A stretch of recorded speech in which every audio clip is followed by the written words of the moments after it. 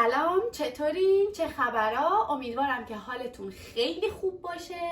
آقا بالاخره من اومدم این ویدیو رو بسازم که بهتون بگم توی ترکیه به عنوان یوتیوبر یا کسی که داره کار فریلنسری میکنه چطوری به صورت قانونی میتونه درآمدش رو نقد کنه، حالا به صورت دلاری یا هر درآمد دیگه‌ای که خارج از ترکیه دارید. پس اگه منو تا حالا لایک و سابسکرایب نکردی لایک و سابسکرایب کن و بشین و تا آخر ویدیو رو تماشا کن. بزن بریم. قبلا واسه اینکه یوتیوبرها یا کسایی که کار فریلنسری و آنلاین میکنن بتونن درآمد قانونیشون رو دریافت کنن توی ترکیه حتما باید شرکت ثبت میکردن که یعنی ثبت کردن شرکت خیلی داستان داره. در واقع باز کردن شرکت توی ترکیه راحته، اما بستنش و مراحلی که باید انجام بدی خیلی کار سختیه. یعنی من زمانی که خودم شروع کردم واسه کار یوتیوب همش به اون فکر میکردم که وقتی به درآمد رسیدم، به اون نقطه رسیدم، میخوام چیکار کنم؟ درآمدمو از ایران نقد کنم یا اینکه اینجا درگیر ثبت شرکت بشم و اینا، که خدا رو شکر چند سال پیش اومدن یه قانون گذاشتن واسه کسایی که کار دارن کار اینترنتی میکنن، واسه اینکه از همه بتونن مالیات بگیرن.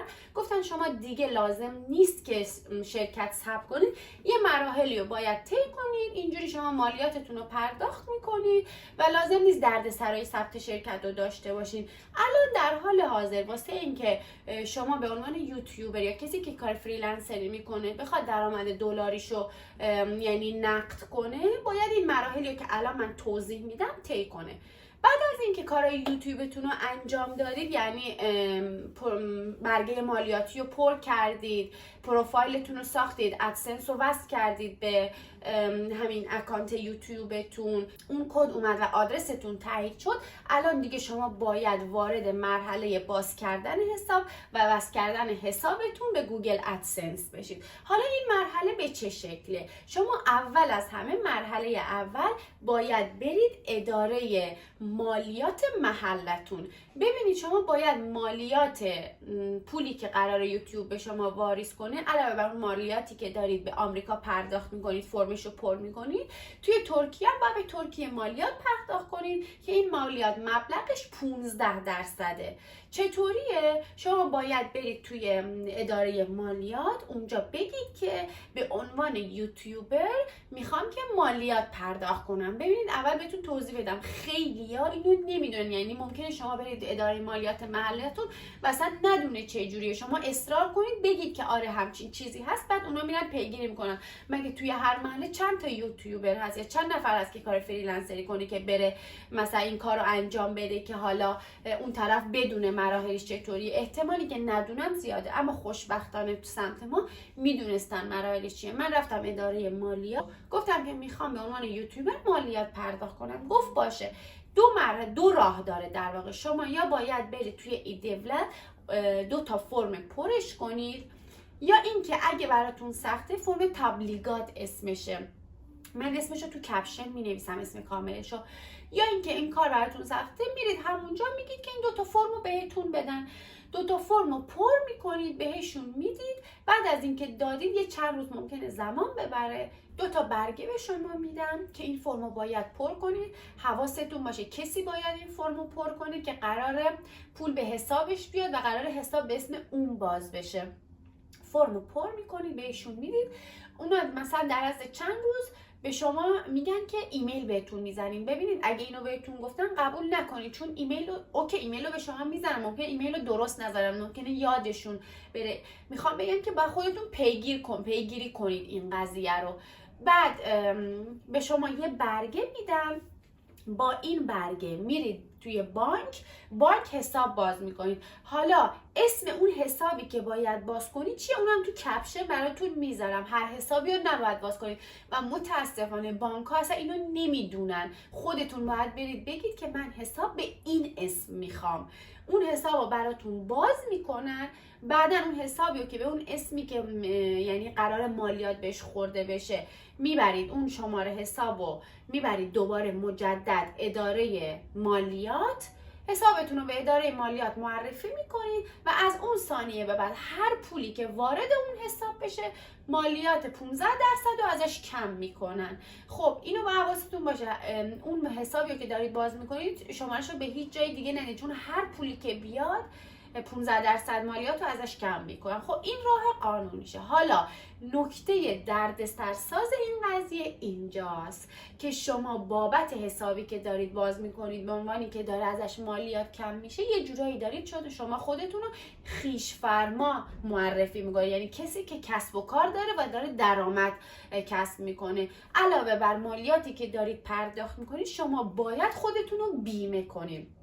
حالا مشکل اینجاست که خیلی به این نقطه که میرسن نمیتونن این کار رو انجام بدن، چون براشون نمیصرفه، چون واسه سال 2024 الان 2025 رو چک میکنم براتون مینویسم اینجا یه چیزی حدود ماهیانه 8000 لیر بود. خب طرف باید چقدر درآمد از یوتیوب داشته باشه؟ مثلا کسی که تازه کاره این درآمد رو نداره که ماهانه 8000 لیر باید بیمه بده. اسم بیمهش هم بیمه باکوره. خب یعنی اگه برید اداره بیمه بپرسید یعنی بیمه باکور چیه، اونا میدونن، کامل بهتون توضیح میدن. بعد باید این بیمه رو پرداخت کنین که خیلی به این نقطه میرسن متاسفانه پشیمون میشن و این کارو نمیکنن، چون واقعا هم ریسک داره. حالا این دو تا راه فرار داره. یکیش چیه؟ اگه شما زیر 30 سالید میرید اداره بیمه، برای شما یه نامه تنظیم میکنن، به اداره مالیات میفرستن و اگه زیر 30 سال باشید تا 1 سال شما معاف از پرداخت این بیمه میشید. در واقع میخواد یه جورایی کارآفرینی رو ساپورت کنه، میگه شما 1 سال نمیخواد این بیمه رو پرداخت کنید. اگر شما بالای 30 سالی باید این بیمه رو پرداخت کنید، یا اینکه باید اجازه کار داشته باشید. یعنی شما اگه ترکیه هستید دارید قانونی کار میکنید و اجازه کار دارید، یعنی مثلا من الان تو مدرسه کار میکنم دیگه، من اجازه کار دارم، مدرسه داره بیمه برای من پرداخت میکنه، دیگه لازم نیست که من بیمه باکور کنم. یعنی چون داره شرکت برای من بیمه پرداخت میکنه اونا دیگه از من بیمه نمیخواد. ببینید بیمه دو صورته، یه دونه باکور خویش فرما، یه دونه سگک بیمه‌ای که کارفرما برای شما داره پرداخت میکنه. میگه یا باید شما کارفرما براتون بیمه پرداخت بکنه، همون سگکا که همون شرکتی که دارید کار میکنید، یا اینکه اگه دارید خودتون کار میکنید به عنوان خویش فرما خودتون باید بیمه‌تون رو پرداخت کنید، که یوتیوب هم یکی از اوناییه که شما چون دارید بابتش درآمد دریافت میکنید میگه خودت باید بیمه رو پرداخت بکنید. حالا این کل کاریه که شما باید واسه این که درآمدتون رو نقد کنید توی ترکیه باید انجام بدید. اگه بخوام یه جنبندی کلی بگم، فرض رو بر این میذارم که شما مشکلی با اون پرداخت بیمه ندارید، میرید اداره مالیات میگید به عنوان یوتیوبر میخوام مالیاتم رو پرداخت کنم. اونا به شما 2 تا فرم میدن، 2 تا فرم خیلی ساده است، اسم و فامیل و کیملیک و اینجور چیزا رو توش پر میکنید. فقط حواستون باشه کسی پر میکنه که قراره پول به حساب اون میاد، فرمو بهشون میدید، بعد به شما 1-2 روزه یا همون موقع، معمولا همون موقع نمیدن بهتون، ممکن یکم اذیتتون کنن ولی شما پیگیر باشید.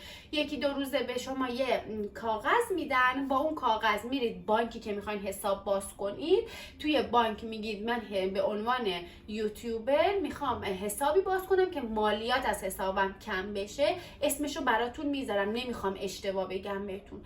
بعد حسابو که باز کردید اون شماره حسابو مجدد میبرید اداره مالیات، اداره مالیات اون شماره حسابو ثبت میکنه و از اون ثانیه به بعد هر پولی به حساب شما میاد ازش مالیات کم میشه. این کل کاریه که باید انجام بدید که حالا بیمه هم که کامل توضیح دادم داستانش از چه قراره. بعد شما میایین حسابتون رو، شماره حسابتون رو میزنید تو گوگل ادسنس و دیگه به خیلی راحت و قانونی میتونید درآمدتون رو دریافت بکنید. اینکه حالا ایرانی‌ها میتونن بیان اینجا حساب باز کنن یا نه، این علامت سوال بزرگی. در واقع میتونم بگم نه، یعنی باز کردن حساب برای ایرانیایی که اینجا اقامت ندارن در حال حاضر کار راحتی نیستش.